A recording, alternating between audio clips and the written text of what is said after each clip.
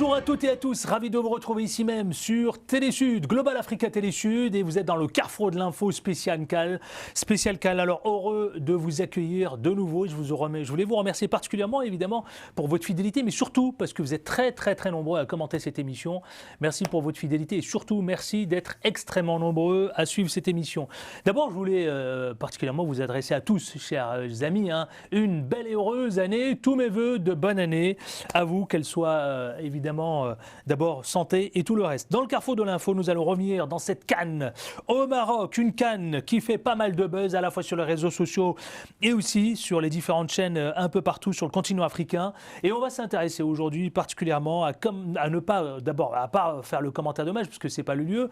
Mon collègue le fait très bien, mais on reviendra sur cette CAN. A-t-elle tenu sa promesse, Peut-on parler d'une réussite, grand point d'interrogation, un succès organisationnel, économique, touristique, mais également aussi sportive, footballistique, pour en parler du beau monde sur ce plateau. Alors en plateau, Souila Latrèche qui donc s'est retrouvée coincée, elle s'excuse, et elle ne sera pas avec nous malheureusement, mais on la salue très chaleureusement.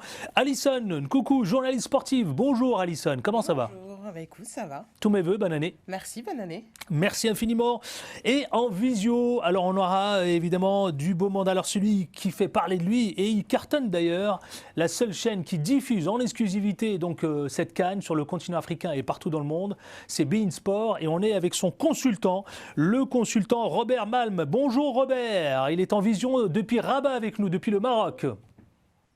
Bonjour à tous. Bonjour, merci d'être avec nous Robert.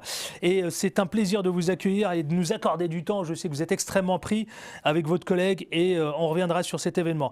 David Astorga qui présente aussi cet événement de la CAN au Maroc, journaliste, présentateur, vedette de la chaîne New World Sport. Bonjour David Astorga.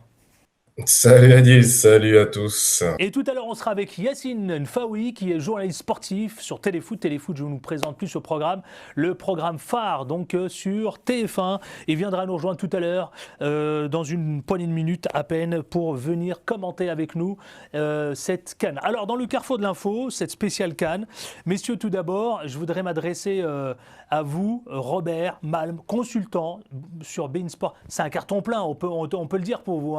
Tout le monde parle que de beIN. Vous avez rempli votre promesse, on peut le dire, depuis le Maroc, Rabat, Robert Malm. Alors, on a rempli notre promesse, oui, parce qu'on a dit qu'on a les droits pour pouvoir diffuser tous les matchs.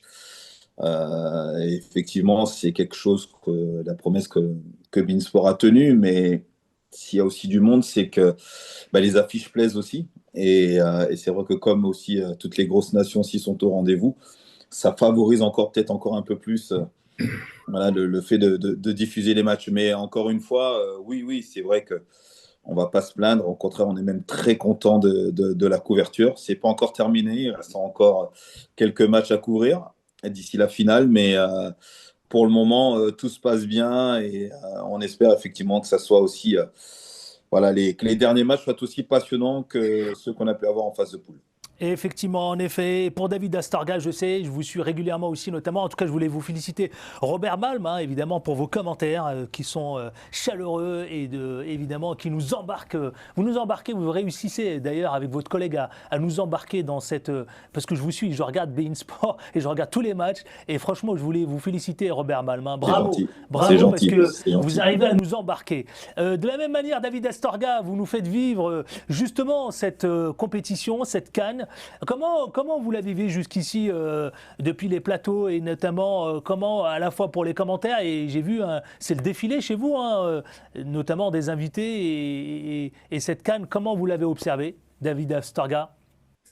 Nous, on a effectivement pas mal d'invités, d'anciens joueurs qui ont fait la CAN ou pas, mais qui viennent nous apporter un petit peu leur expertise. Et puis surtout, nous, la CAN, on la vit beaucoup à travers la présence de nos consultants sur place, que ce soit Joanne Jourou, Basile Boli, Patrick Baumin ou Sébastien Basson. C'est un peu, ce sont d'anciens footballeurs, aujourd'hui consultants, mais avant tout pour nous, ce sont des entertainers, quoi. Ils arrivent à nous faire vivre la CAN de manière assez forte, puissante. On rigole beaucoup avec eux. Et puis bon, évidemment, il y a toujours la force de l'analyse et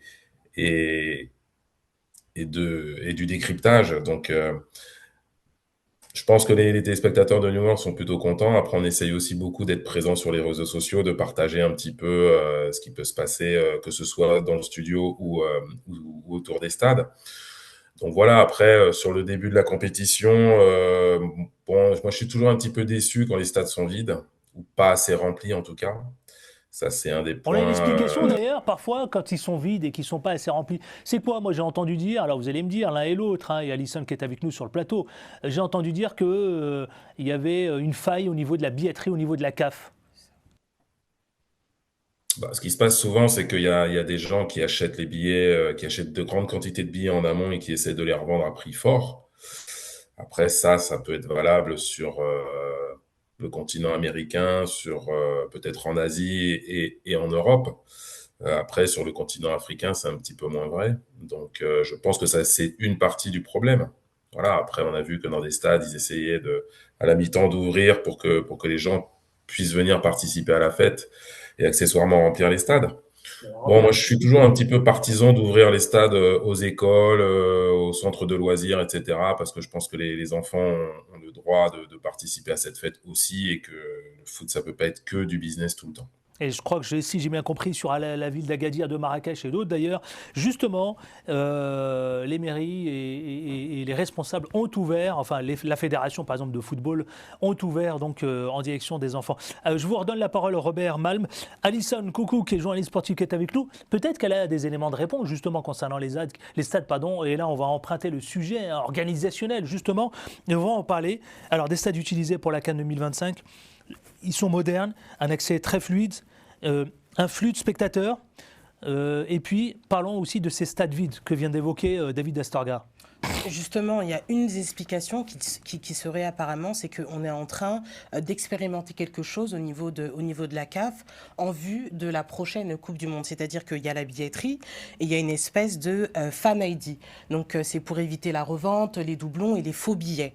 Et ça, la CAF et la FIFA sont en train de le tester justement sur cette CAN-là, mais il n'y a pas eu synchronisation sur la même plateforme. Ah bah voilà. Ça veut dire que quand on achète le billet, si on n'a pas fait notre fan ID, justement, qui vient au bout de 24 heures, et énormément de gens ne sont pas au courant justement de ce fameux fan ID, ce qui expliquerait en partie énormément de billets où les spectateurs ne viendraient pas. Donc ce qu'il faut faire, c'est créer le fan ID, on l'a sous 24 heures, et ensuite on a aussi notre billet, et c'est là qu'on peut accéder au stade. Il y a un premier checkpoint avec le billet, un deuxième avec le fan ID. Si l'un des deux manque, on ne peut pas accéder au stade. Et c'est là où justement le couac n'est pas encore très très bien mis en place. Donc ça expliquerait en partie, mis à part justement la vente, le rachat massif de billets pour la revente, ça expliquerait en partie les stades un petit peu vides au début des rencontres. Robert Malm, justement, vous avez entendu quelques éléments de réponse, hein, et c'est vrai que ça tient la route hein, quand elle dit Alison Nkoukou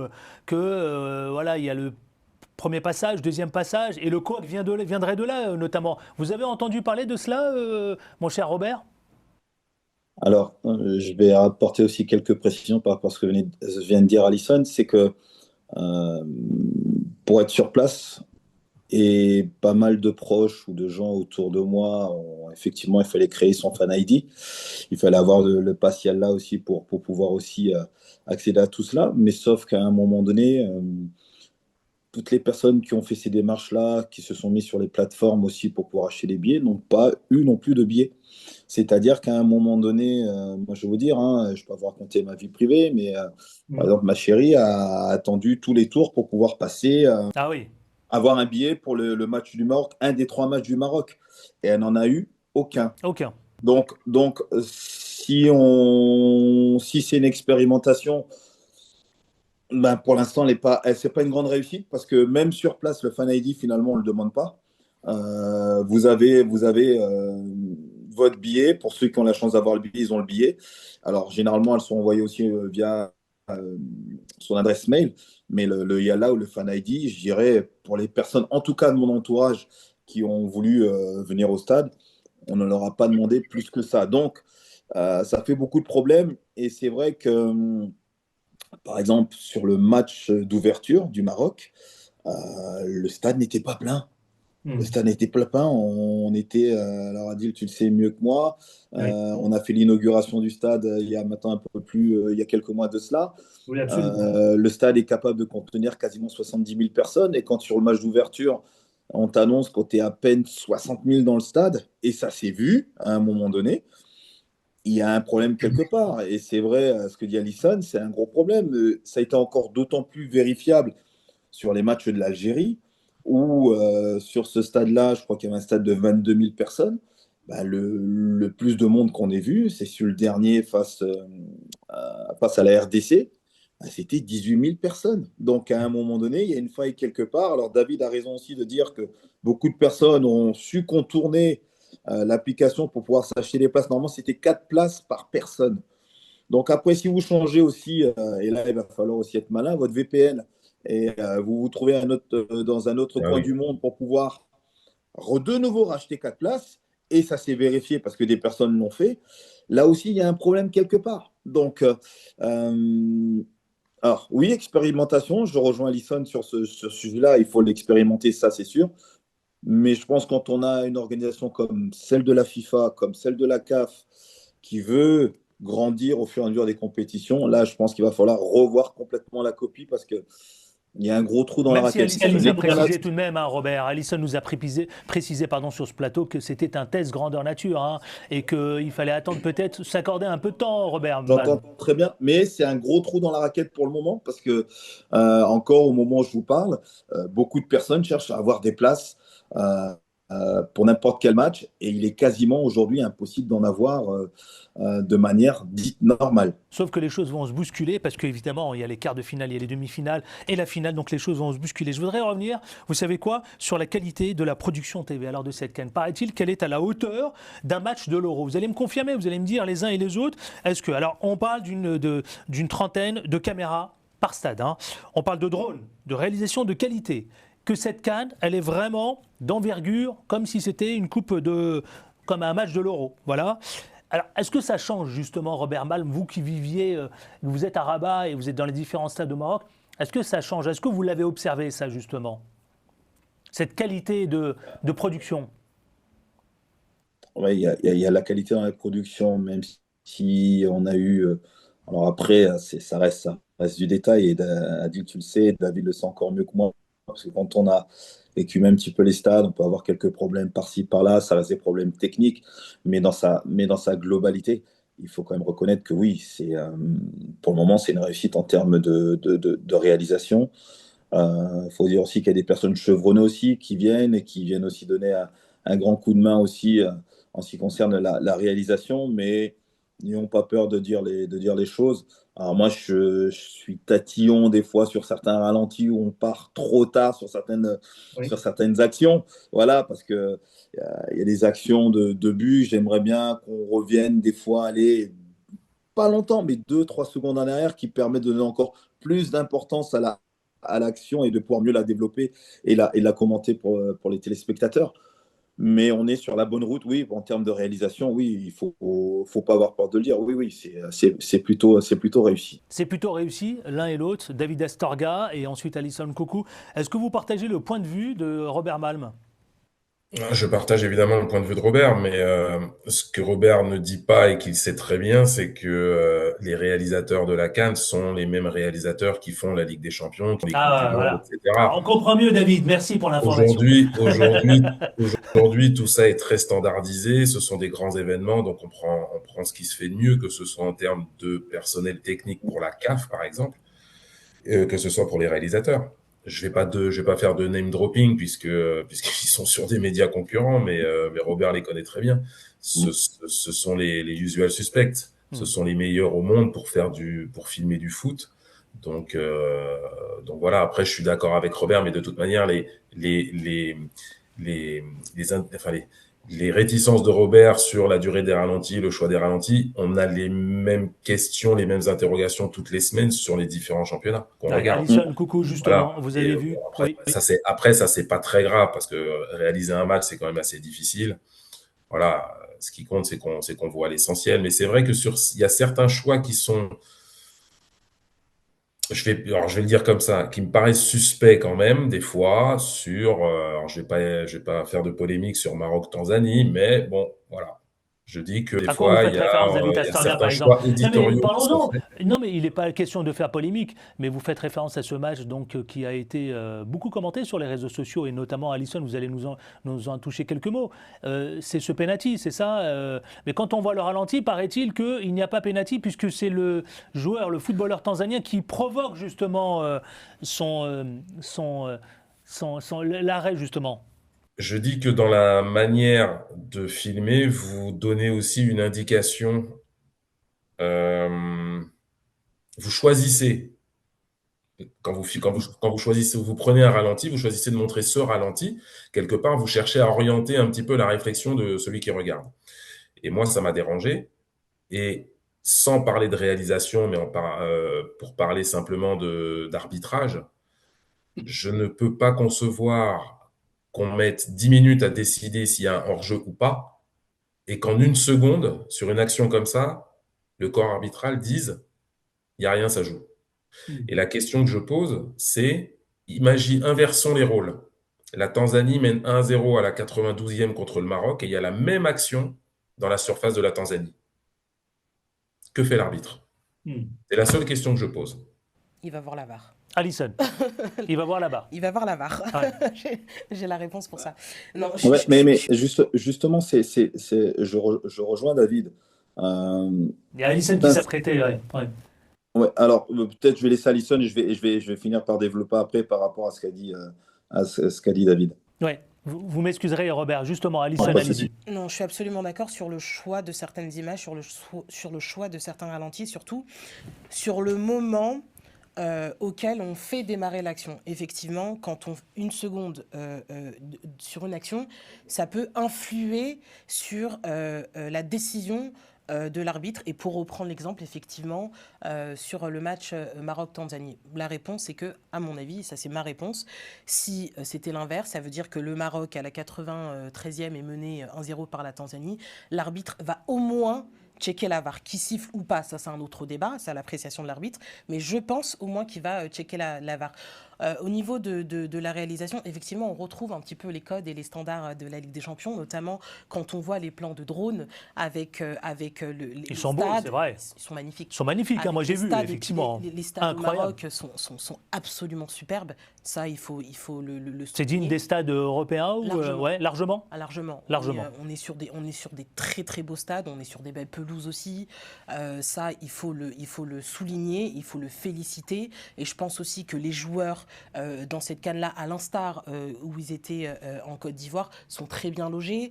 Au niveau des entraînements, il n'y a pas, comme on a pu le voir certaines années où deux équipes nationales se partagent une moitié de terrain et ensuite on met par exemple des grandes bâches. Là, vraiment, ils sont très bien logés. Ils ont des très beaux camps d'entraînement. Les stades sont magnifiques. Et pour revenir, par exemple, au plan des drones, moi, j'aime particulièrement ces plans des drones. On voit le stade et la ville à côté qui vit, qui continue un petit peu. Et donc, je trouve que niveau réalisation, effectivement, si on est un peu tatillon, on peut revenir sur quelques choses.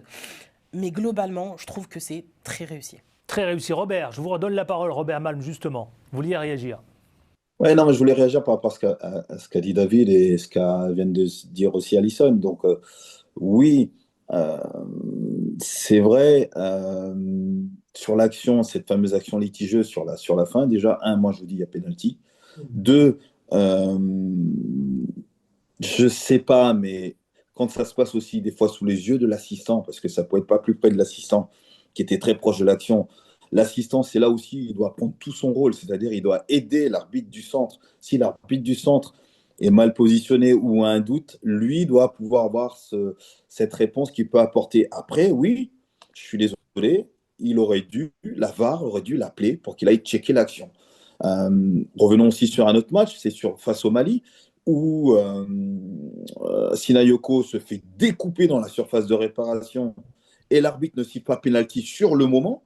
Mais par contre, il fallait pas être non plus, je veux dire, voilà, devin pour savoir qu'il y avait mais 1000 fois pénalty. Il a été appelé par la VAR, il est allé voir Et les images, elles parlent d'elles-mêmes. Vous ne pouvez pas ne pas passer à côté de cette action et ça aurait fait encore plus de polémique. Donc moi, ce que je veux dire C'est ce par qui là, se dit d'ailleurs, Robert Mam, c'est ce que vous vous êtes dit avec votre collègue, votre confrère journaliste, c'est ce que vous vous êtes dit aussi avec vos camarades chez beIN Sport. Vous avez fait la même observation? ah mais moi sur l'action du Mali, rapidement, moi je dis tout de suite penalty. Et pourtant, on est haut perché dans le stade, hein. Donc, je veux dire, on a l'impression d'être sur un drone dans le stade là où on est. Donc, je veux dire, on a vraiment une vue d'ensemble qui permet par moment bah, de pouvoir voir mieux certaines choses que si on était bord terrain. Mais face au Mali, il y a le pénalty qui est sifflé et il est logiquement sifflé. Je ne comprends pas qu'il ne soit pas sifflé sur le moment. Après, pour l'action face à la Tanzanie, je suis désolé. Mais quand on voit le geste, simplement le geste du bras, rien que ça déjà, c'est pas possible. Il y a faute. Et c'est là où tout le monde ne comprend pas. C'est pas encore le fait que l'arbitre ne siffle pas penalty sur le moment, c'est le fait qu'on ne l'ait pas appelé pour qu'il vienne voir les images. C'est surtout là, parce que franchement, toute la compétition jusqu'à maintenant, il y a eu effectivement des décisions qui n'ont pas été prises. Mais le VAR était là pour appeler l'arbitre. Sauf que là, sur ce match-là, c'est là où ça commence à faire polémique, ça enfle ou quoi que ce soit. Pourquoi on ne l'a pas appelé? Euh, et dernière chose, il y a eu une action aussi entre la Tunisie et le Mali. Le Mali doit se retrouver à 9 à un moment donné en première période. Bah, pareil, le VAR n'a pas appelé non plus l'arbitre du centre pour pouvoir mettre ce deuxième carton jaune qui aurait valu une exclusion du joueur malien.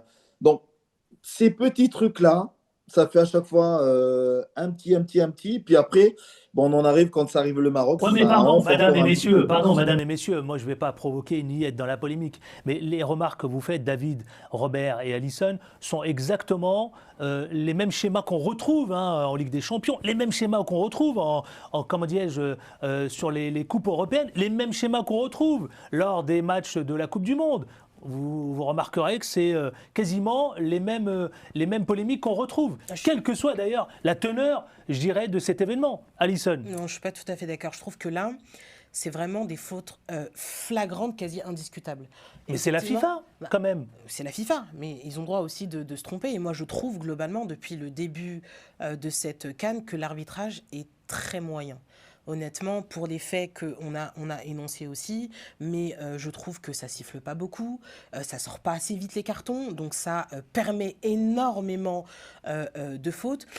Effectivement, on retrouve des failles en Ligue des Champions et même dans les championnats, divers championnats locaux. Mais je trouve que ce sont des fautes beaucoup moins flagrantes. C'est-à-dire que si on siffle, pour 90%, hein, si on siffle, ça se discute. Si on siffle pas, on a aussi des arguments en faveur de non. Moi, je l'aurais pas sifflé parce que on peut regarder que si, que ça, peut-être qu'il n'y a pas. Ah, c'est si flagrant que ça, Alison. Il y a pas de. Bah, moi, Ouais. pour en tout cas, juste pour cet exemple-là, qui est pour moi depuis le début de la compétition est le plus flagrant.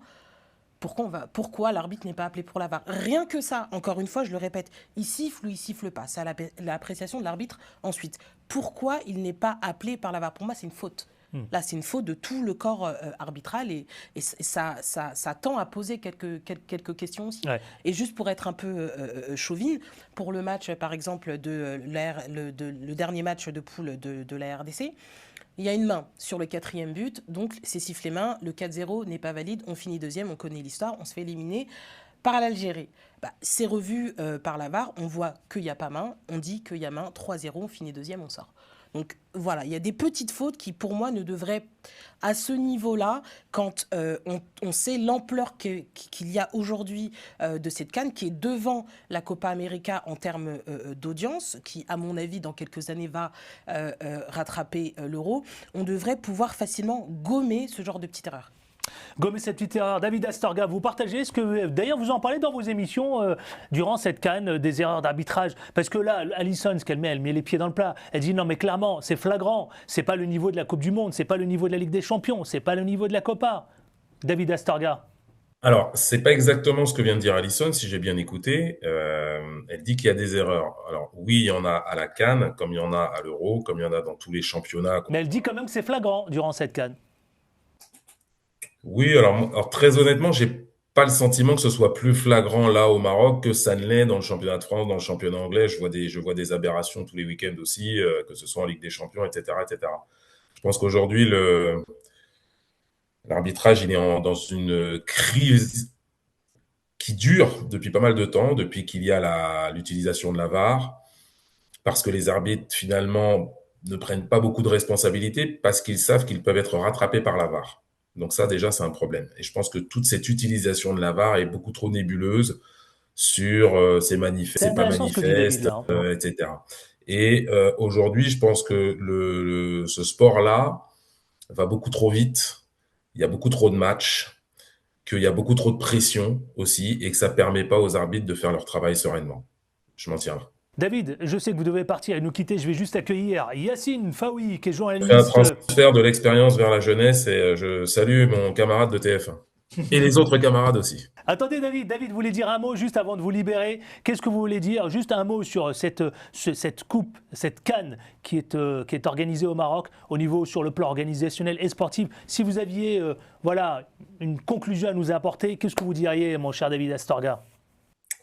Bon, je dirais que le restaurant a l'air magnifique, que la carte est superbe, que des fois, un bon vieux kebab, ça fait l'affaire. David Astorga, merci infiniment d'avoir été avec nous dans cette spéciale Cannes. Merci, journaliste, présentateur, vedette chez New Merci à World vous, merci à Sport. vous. Merci infiniment, David Astorga, et au plaisir. Je vous embrasse, à très bientôt. Je vais accueillir tout de suite sur ce plateau, en visio, c'est Yacine Faoui. Yacine Faoui, journaliste sportive, aussi un autre journaliste aussi qu'on connaît. On connaît le visage, on connaît la voix. Il est sur Téléfoot, sur TF1 précisément. Bonjour, bonsoir, Yacine Faoui. Bonjour, salut à tous, merci pour l'invitation. Merci d'être avec nous, Yacine. Alors, qu'est-ce que vous avez observé durant cette CAN? Alors, je sais que vous la regardez, je sais que vous l'avez évidemment vous commentez avec vos amis et tous d'ailleurs, et j'imagine aussi avec vos collègues. Qu'est-ce que vous avez observé? Qu'est-ce qui vous a frappé? Qu'est-ce qui vous a évidemment interpellé, Yacine Faoui, durant cet événement de la CAN? Ce qui m'a interpellé déjà, c'est l'engouement autour de cette CAN. Il y a énormément d'engouement, beaucoup de passion partagée par les différentes équipes africaines. Et c'est un beau rendez-vous du football pour cette période de l'année. Donc, non, il y a beaucoup de chambrage aussi. C'est le charme de cette compétition, de cette CAN. Et on a hâte de voir qui va aller au bout, qui va la remporter. Donc, il y a de belles affiches aujourd'hui, de belles affiches demain. Et à suivre pour connaître le vainqueur de cette belle compétition. Le vainqueur de cette belle compétition. Je voudrais vous toucher quelques mots, messieurs, justement, et madame. J'ai une question voilà, qui a été beaucoup aussi commentée. C'est la pelouse. Vous l'avez dit tout à l'heure, Alison. La pelouse de la compétition, c'est le point fort, vous savez, de cette organisation. C'est le principal atout même, d'ailleurs, disent les spécialistes. Alors, toutes les pelouses utilisées de ce premier tour ont été parfaites, malgré les pluies diluviennes. Vous l'avez dit, Robert Malm tout à l'heure, de beIN Sport, qui se sont abattus sur tout le Maroc depuis le lancement de cette compétition. Alors, qu'est-ce qu'on peut dire? Est-ce que le Maroc se sert du football pour marquer sa puissance et son existence sur la scène internationale? D'abord, Robert Malm, Yacine Faoui et Alison Nkoukou. On a eu un début de commencement en termes de pelouse en Côte d'Ivoire sur la dernière CAN.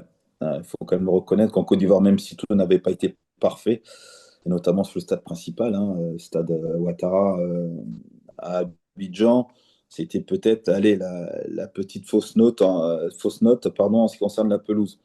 Mais aujourd'hui, il faut reconnaître qu'au Maroc, les enceintes sont magnifiques, les stades sont aussi beaux les uns que les autres. Ouais. Et deux, la pelouse, c'est d'une qualité exceptionnelle. Exceptionnelle. Je sais même. Vous l'avez testé? Pour avoir fait Alors, j'ai fait les 3 stades sur 4 à Rabat. On a fait celui de Fès. On a fait aussi celui que je ne dise pas de bêtises, Casablanca. Aussi belles les unes que les autres. Sincèrement. Aussi belles que les unes que les autres. Ouais.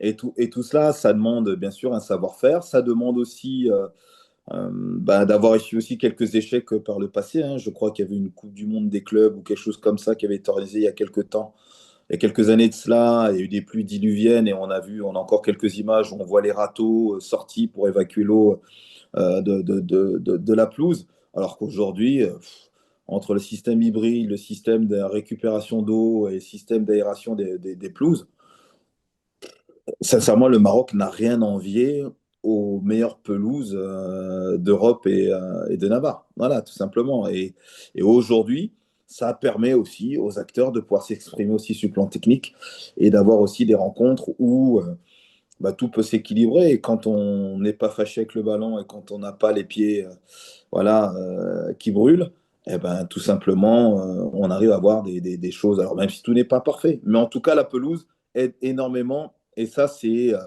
vraiment le gros plus avec les enceintes sportives qui sont aussi belles les unes que les autres. Vous dites quoi, vous, Yassine Faoui? Est-ce que le Maroc ne se contente pas d'organiser une simple CAN quand on parle de ces tatous de la pelouse? Est-ce qu'il propose une nouvelle manière, je le dis bien, Yassine Faoui, de penser une compétition africaine différente, justement, Yassine?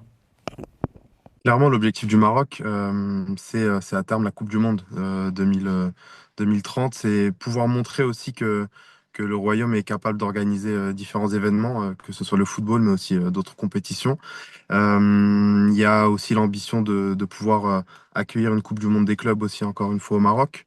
Donc forcément, tout ce qui a été mis en place par les autorités marocaines, par Sa Majesté le roi Mohamed VI, va dans ce sens de vouloir forcément mettre tous les moyens pour accueillir les joueurs dans les meilleures conditions, les sportifs dans les meilleures conditions.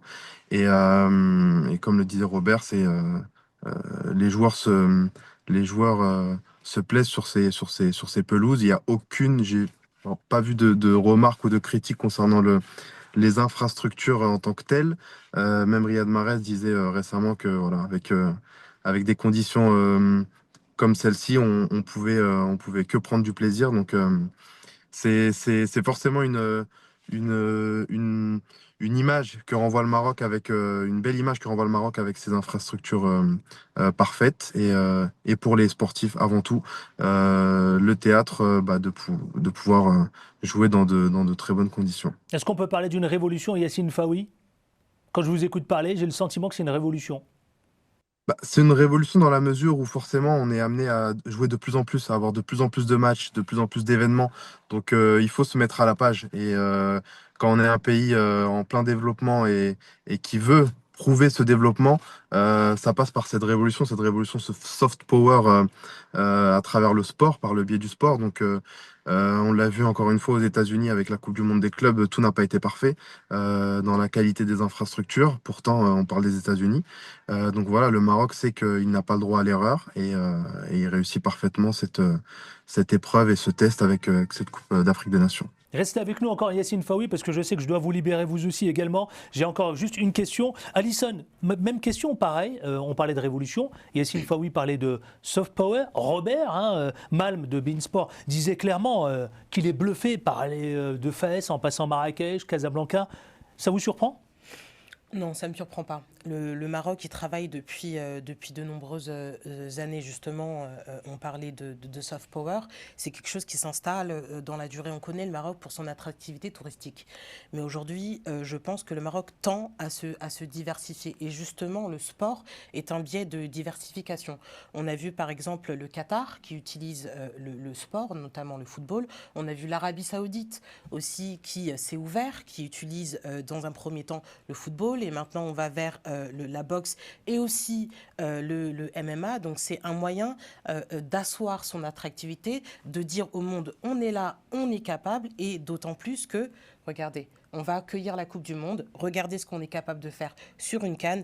Tout se passe bien. Au niveau des infrastructures, on est calé. Personne ne pourra nous reprocher quoi que ce soit. Au niveau de notre public aussi, les Marocains sont très chaleureux. On les a vus faire la fête absolument avec tout le monde. Quand les stades sont ouverts aux locaux, parce que ça, on ne l'a pas précisé, mais ils sont ouverts à partir à la mi-temps, si je ne me trompe pas, aux locaux, les stades se remplissent. Ce n'est pas que quand le Maroc joue que les Marocains vont voir le foot. Donc on voit que c'est un pays qui est attractif autre que par le tourisme. Yassine Faoui, tout à l'heure, David Astorga parlait de cette fraternité, Robert aussi le disait, Malm. Cette fraternité, vous l'avez vu, vous aussi, cette fraternité entre les peuples, entre les différents pays. Je pense, j'imagine, vous avez comme tout le monde regardé les réseaux sociaux et ça ne vous a pas échappé, Yassine Faoui. Clairement, il y a une fraternité avec, de toute façon, tous les pays ne forment qu'un. On forme l'Afrique et forcément, il y a une fraternité qui est très forte, des relations, qui sont très fortes, politiquement et plus que politiquement aussi. Donc, il y a forcément un rendez-vous, sportif, mais un rendez-vous fraternel entre tous ces peuples et c'est beau à voir. On est dans une société aujourd'hui Y compris cette qui a fraternité qui besoin n'a de ça. échappé à personne, qui n'a pas évidemment, hein, c'est le Maroc, l'Algérie, on connaît les polémiques. Mais là, il y a eu une vraie fraternité pour le coup entre les deux pays voisins. Oui, on s'en rend compte même dans la vie de tous les jours. On est amené à fréquenter, des personnes Et de ça vous fait nationalités sourire, oui. différentes. Euh, alors, même si sportivement il faut un vainqueur à la fin, on est amené à rencontrer des personnes de nationalités différentes et c'est toute la beauté de la vie, tout simplement. C'est que, même si on n'a pas la même nationalité, la même culture ou autre, on se retrouve et on peut se rassembler et échanger. Et ces événements le prouvent, ces grands événements le prouvent. On peut être différent et on peut partager, tout simplement le même plaisir, la même passion et fêter ça, voilà, dans la paix. Et en tout cas, c'est beau à voir. Vous l'avez vu, ça aussi, vous l'avez constaté, vous qui êtes sur place au Maroc, Robert Malm. Et notamment, hein, c'est vrai qu'on a vu cette chaleur hein, sportive hein, entre les Marocains et les Algériens. Oui, non, mais bien sûr qu'il y a cette chose qu'on ne peut pas enlever sur le continent africain, voilà, cette fraternité, cette générosité aussi qui est. Alors, nous, on le voit à travers les personnels quand on est dans l'hôtel, ça va même au-delà du sportif, c'est que dans tout le Maroc, on est super bien accueillis. À chaque fois qu'on dit vous êtes les bienvenus, bienvenue chez vous. Alors que L'hospitalité, donc, ouais. ouais, l'hospitalité, Légendaire, paraît-il. non, mais elle est pas, c'est pas du tout galvaudé et c'est pas non plus jeter des fleurs. C'est juste tout simplement constater que c'est vraiment le cas. Alors bien sûr que tout le monde rêve effectivement d'une demi-finale Maroc-Algérie. Alors j'imagine même Ah, pas ce mais que tout le ça monde en peut, parle, je vois ça sur les réseaux sociaux. ouais, que ça Je ne peut, vois que ça d'ailleurs. qu'est-ce que ça peut rapporter en termes d'ambiance ici sur place. Mais je dirais au-delà d'être ici sur le sol marocain, mais je dirais c'est même dans toute l'Afrique et voire même dans le monde, Ouais. tout simplement. Parce qu'aujourd'hui, la CAN n'est pas non plus que diffusée en France ou en Europe ou sur le continent africain, c'est mondial. Et c'est pour ça que il y a des choses sur lesquelles il faut vraiment insister, appuyer et montrer aux yeux du monde. Et on parlait des pelouses il y a quelques instants, que le Maroc aussi a un savoir-faire et qui savent aussi faire les choses. Et qu'on est capable, je vais même aller plus loin, qu'on est capable de faire les choses aussi sur le continent africain. Parce qu'on a Exactement. on a été longtemps décrié en disant vous avez de bonnes idées, mais vous savez peut-être pas faire, laissez, nous on va faire, vous savez pas faire.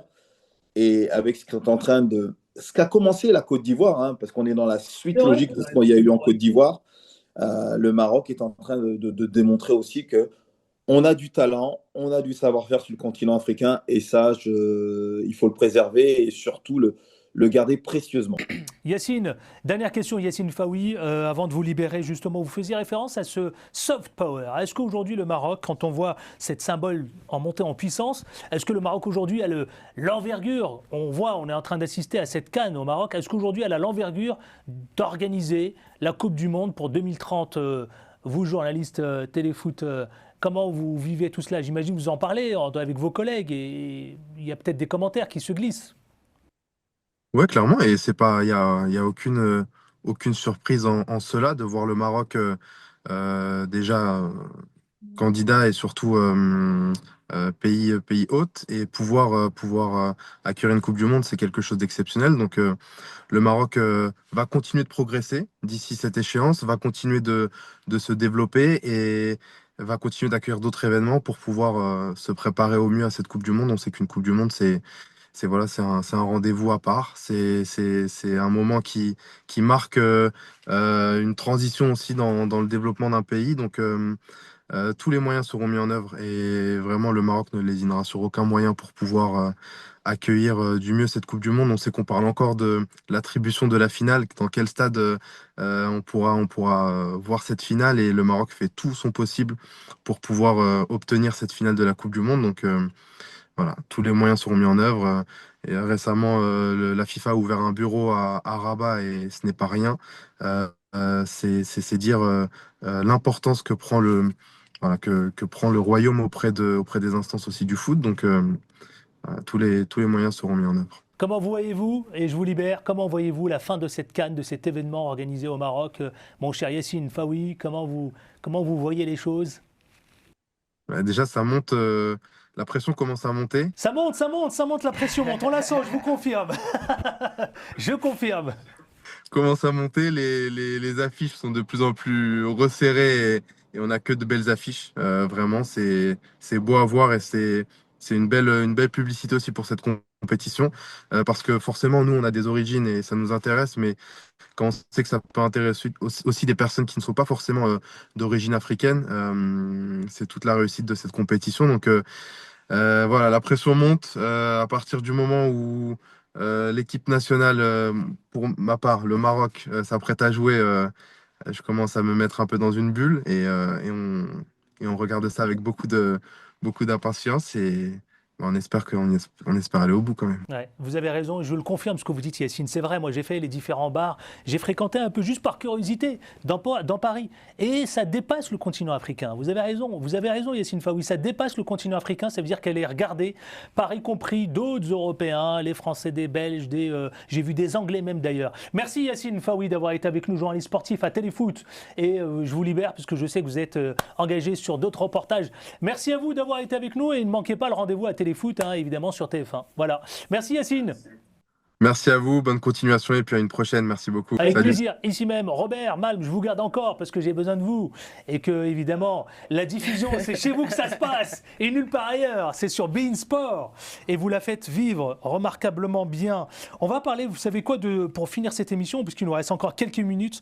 Est-ce que cette CAN, on parle évidemment quand on organise un événement de cette envergure, forcément, on pense aussi, hein, d'ailleurs, on pense croissance, on pense économie, on pense tourisme.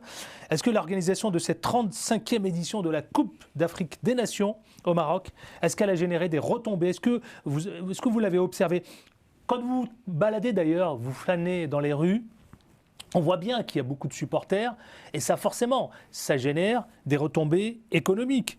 Les hôtels, les restaurants, la fréquentation aussi des lieux, hein, Robert Malm. Non, mais c'est vrai. Est-ce qu'on peut parler d'une réussite, d'un succès? Alors, oui, on peut en parler parce que quand on parle juste l'hôtellerie sur les matchs de poule, sur les phases de poule, il y avait quasiment plus un hôtel de libre. Voilà, tout simplement. Donc, c'est que il y avait de l'engouement, beaucoup d'engouement autour de cette compétition. Je pense qu'économiquement, il va y avoir de très belles retombées. Il ne faut pas non plus oublier aussi que les affiches aussi aident aussi par moment aussi à ce qu'il y ait aussi certaines retombées supplémentaires sur le plan économique. Oui. Supposons qu'il y ait une affiche Maroc-Algérie en demi-finale. Imaginez un petit peu ce que ça peut rapporter en termes d'audience, en termes de billetterie, bref, de tout ce qu'il peut y avoir autour du match. Donc rien que ça, déjà, ça va être énorme. Et je vais aller plus loin. Si le Maroc devait atteindre la finale et gagner, vous imaginez encore un peu plus ces retombées et la retentissance que ça peut avoir un peu partout et sur le sol marocain. Mais je me souviens quand on avait participé à la précédente émission avec vous et avec David, on s'était dit aussi que on espérait que toutes ces retombées économiques puissent aussi profiter aussi à toutes les infrastructures qui sont en développement, tout au peuple marocain, parce qu'il n'y a pas que le sport. Le sport est un facteur qui peut amener beaucoup de choses.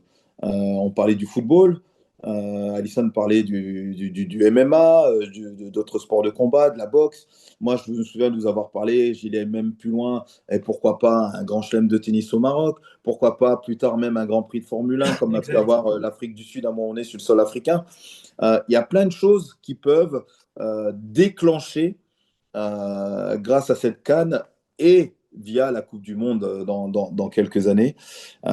Et au départ, autour, je vais faire une parenthèse, je pense même que le Maroc aurait été capable de l'organiser seul, cette Coupe du Monde, quand on voit les infrastructures et tout ce qu'il y a autour.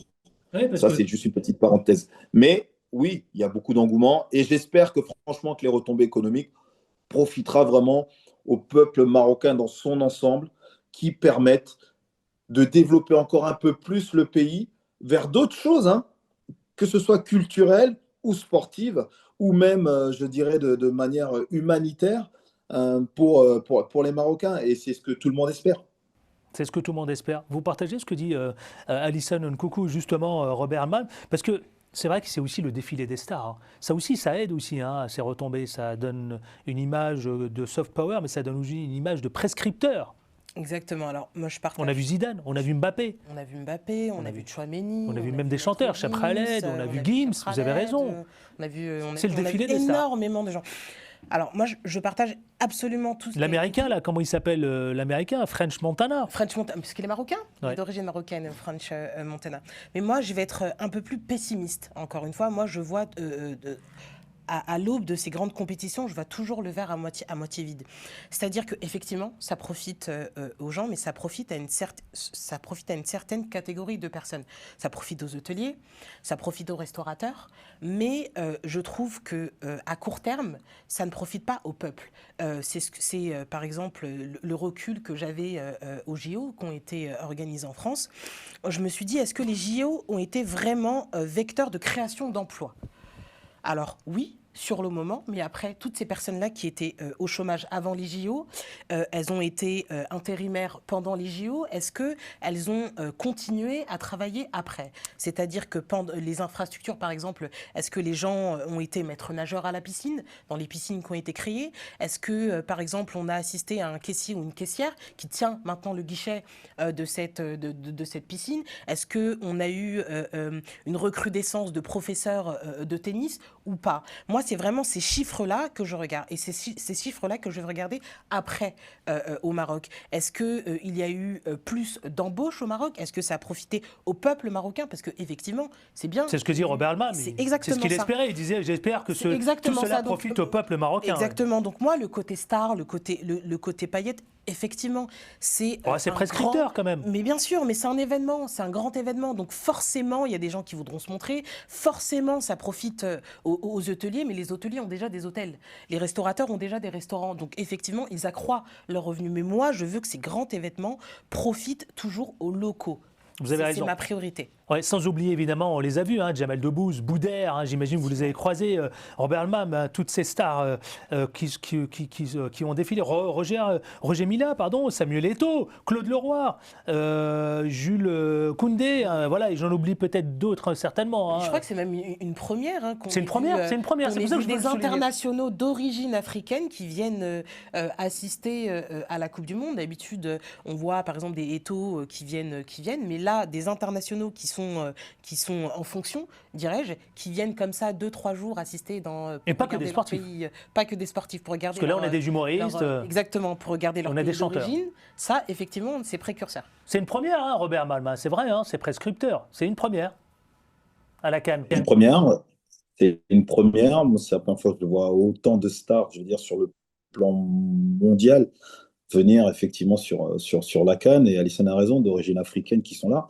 N'oublions pas qu'on avait aussi Zinedine Zidane venir voir son fils à tous les matchs. Tous les matchs, il était là. Hein. Donc, Tous les matchs, vous tout avez raison. cela, oui, ça attire du monde, c'est vrai. Et puis on a vu aussi le prince héritier qui était présent aussi à tous Oui, les le matchs prince du Maroc. héritier est là aussi. On a Avec pu sa le sœur, voir hein, aussi, la princesse.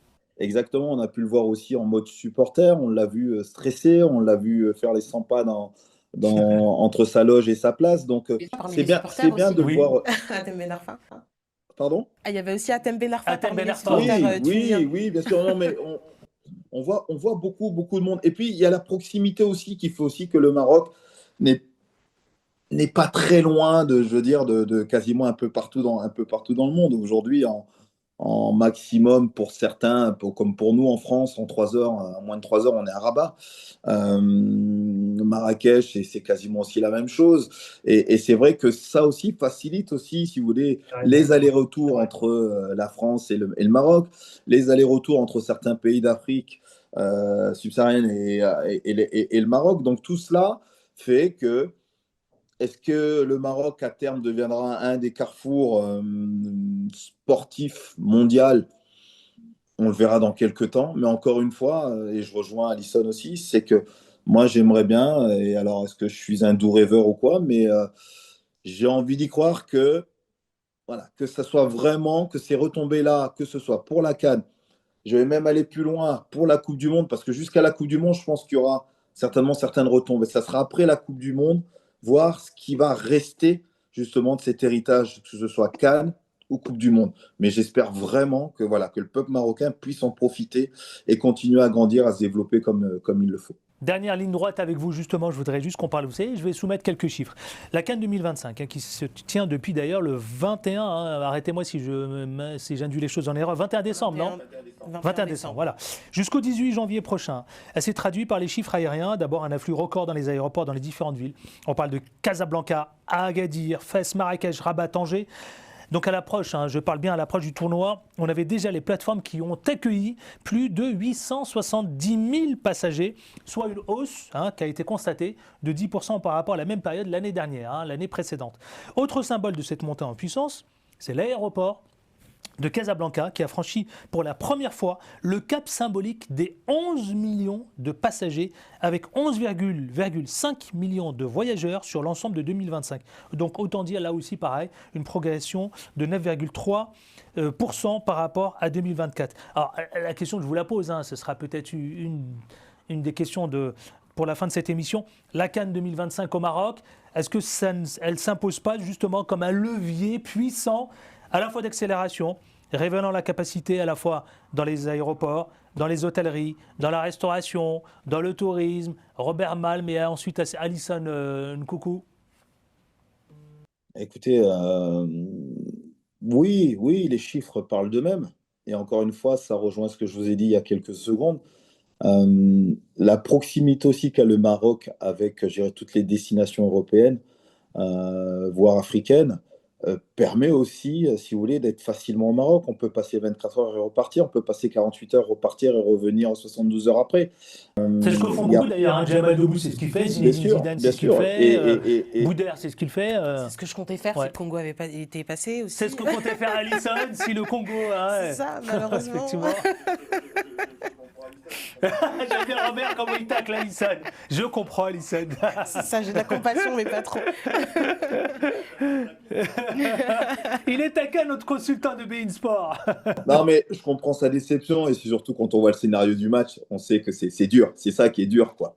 Voilà, tout simplement. Mais je pense que oui, les chiffres parlent d'eux-mêmes. Alors peut-être que sur certains aéroports, est-ce que si le tourisme entre la fin de cette CAN et le début de la prochaine Coupe du Monde puisse s'agrandir, puisse accueillir peut-être encore un peu plus de monde qui permettent voilà, peut-être d'augmenter les pistes ou peut-être d'améliorer certaines choses. Peut-être que certains hôtels aussi vont changer de catégorie pour pouvoir passer dans les catégories supérieures et accueillir peut-être encore un peu plus de monde. Je veux dire, après, il y a le résultat sportif final aussi qui va faire en sorte aussi qu'il y ait le petit bonus. On va dire la petite cerise sur le gâteau. Si le Maroc venait à gagner sa CAN, bien sûr que ça va aider encore, peut-être encore un peu plus de choses. Et ça, c'est quelque chose sur lequel il faut compter. Maintenant, je pense que c'est déjà une réussite. Il faut la garder, cette réussite, continuer à la conserver, aller l'amener le plus loin possible. Et la prochaine échéance, bien sûr, sur le plan mondial et sportif, ça sera la prochaine Coupe du Monde. Alison, coucou. Moi, je pense que effectivement, c'est une réussite pour le Maroc, mais j'espère que ça sera un leitmotiv, le Maroc, et surtout une locomotive pour les autres pays africains. On a vu la Coupe du Monde en Afrique du Sud qui s'est très très bien passée. On aura une autre Coupe du Monde au Maroc qui montre que aujourd'hui l'Afrique est prête. l'Afrique est prête pour accueillir des grandes compétitions. C'est L'Afrique vrai, n'a ça a pas à changé. rougir parce que certains pays d'Afrique, et là malheureusement je suis obligée de préciser certains parce que ce n'est pas le cas pour tout le monde, ont les infrastructures, les capacités, que ce soit au niveau des transports, parce que ça compte énormément. Par exemple, juste pour faire un parallèle avec les prochains JO qui auront lieu à LA, là les Américains sont en train de batailler parce qu'au niveau des transports à LA, c'est pas tout à fait développé. Donc là, on a montré que nous, on est capable et que nous, on est prêt en Afrique à accueillir du monde et une grande compétition et surtout que ça se passe très bien. Donc j'espère que d'autres pays d'Afrique pourront enclencher le pas et se dire que nous aussi, on est capable, que l'Afrique devienne enfin cette locomotive dans le sport et pas que d'ailleurs, parce que là, on parle du sport, on parle de grande compétition, mais pas que. Dans d'autres choses, dans le cinéma, avec le Nigeria qui peut concurrencer Bollywood avec les Nollywood. Et j'aimerais qu'on respecte l'Afrique, justement. Et là, aujourd'hui, le Maroc a montré qu'on pouvait respecter l'Afrique parce qu'on était capable. Ça y est, l'émission touche à sa fin. Robert Malm, le consultant vedette de beIN Sport, comment vous voyez la fin de cette CAN? Je vous pose la question. Allez, jetez-vous. Ah là là là là, Adil.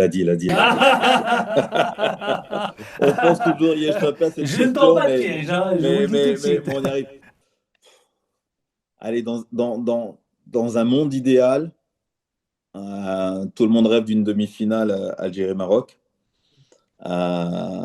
Pour toutes les raisons dont on a évoqué, raisons symboliques, les deux pays et tout ce qu'il en est. Et une victoire du Maroc à la fin. Maintenant, encore une fois, il y a après la réalité du terrain. Et la réalité du terrain aujourd'hui est que, pour avoir commenté beaucoup de matchs, pour en avoir vu beaucoup aussi, pour l'instant, moi, l'équipe qui m'a fait la meilleure impression est le Nigeria. Donc, ils sont bons. Ça va être, ils sont très, très bons. Âpre, ça va être disputé. Mais je vais essayer de m'en ressortir comme la dernière fois. Hein. Tu te souviens de ce que j'ai dit la dernière fois? Oui. Inch'Allah. Bravo. Alison, même question avant de rendre l'antenne. Ouais, là, je trouve que l'étau se resserre et que le niveau est assez élevé. Dans cette CAN, un potentiel vainqueur effectivement pour la belle histoire, le Maroc qui remporte sa CAN chez eux. Mais effectivement, il y a d'autres prétendants sérieux au titre, mais je ne me mouille pas. Elle ne se mouille pas comme vous. Je hein. me mouille pas. Vous avez vu, hein, elle est plus prudente, la journaliste sportive, sur le plateau. Hein. Adil, on parle du Maroc, de l'Algérie, mais il ne faut pas aller l'autre partie du tableau. On a la Côte d'Ivoire, on a le Sénégal. Ouais. Il ne faut pas non plus les oublier. Donc, il y a des outsiders comme le Mali. Donc, ça reste très ouvert. Ça reste très, très ouvert. Et sincèrement, je pense qu'on aura une très, très belle finale, quoi qu'il en soit. Et non, on espère vraiment le meilleur pour la fin de cette CAN. Et cette finale, vous la vivrez sur beIN Sport avec la voix vedette de Robert Malm, qui est consultant sur beIN Sport avec son camarade de toujours, hein, Jérôme, qu'on salue aussi d'ailleurs. Hein. Julien Chaput. Julien, oulala, pardon, j'ai dit Jérôme. Julien, absolument. Julien, qu'on Non, salue aussi Julien par ailleurs, Chaput ici qui est avec même. moi sur cette Voilà. CAN. Ouais, je ne sais pas pourquoi j'ai parlé de Jérôme, c'est Julien. Vous avez raison et je vous prie de m'excuser. Merci Robert Malm, merci infiniment d'avoir été avec nous. Vous savez que c'était un réel plaisir et je vous souhaite encore de beaux commentaires. On va vous regarder sur beIN Sport et vous allez nous faire vivre encore de belles choses. Je le sens. Bon courage, hein. Ouais, bien sûr. Et bien le bonjour au Maroc, Robert Malm. Alison, coucou, journaliste sportive, merci infiniment d'avoir été avec nous. Merci infiniment, c'était un vrai plaisir aussi. Merci à David Astorga qui était avec nous, mais également aussi à Yassine Faoui. Je vous remercie. Alors d'ailleurs, vous le faites très très bien. Commentez, vous le faites très bien. Commentez, n'hésitez pas. Partagez, parlez-en. Vous avez été très très très nombreux à le faire la fois dernière. N'hésitez pas à le refaire. Restez fidèles à Global Africa Télé Sud. Les programmes continuent. Merci à Romain et à Mousse à la réalisation. On se retrouve très vite dans le carrefour de l'info. Au plaisir, mais surtout on ne lâche rien les amis. Portez-vous bien.